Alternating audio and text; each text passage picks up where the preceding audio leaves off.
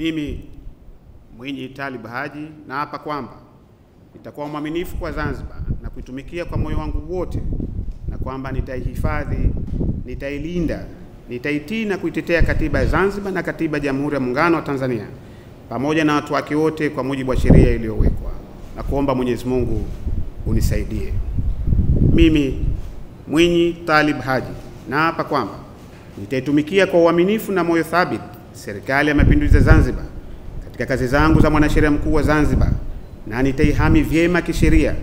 Serikali ya Mapinduzi ya Zanzibar kwa mujibu wa katiba ya Zanzibar na katiba ya Jamhuri ya Muungano wa Tanzania bila kushawishiwa, hofu, upendeleo au chuki, na kuomba Mwenyezi Mungu unisaidie. Mimi Mwinyi Talib Haji naapa kwamba katika utekelezaji wa kazi zangu za mwanasheria mkuu wa Zanzibar, kwa vyovyote vile sitatoa siri ambazo nitazijua katika kazi zangu, isipokuwa katika kutimiza wajibu wa kazi hizo au kwa idhini ya Rais wa Zanzibar na mwenyekiti wa Baraza la Mapinduzi, na kuomba Mwenyezi Mungu unisaidie.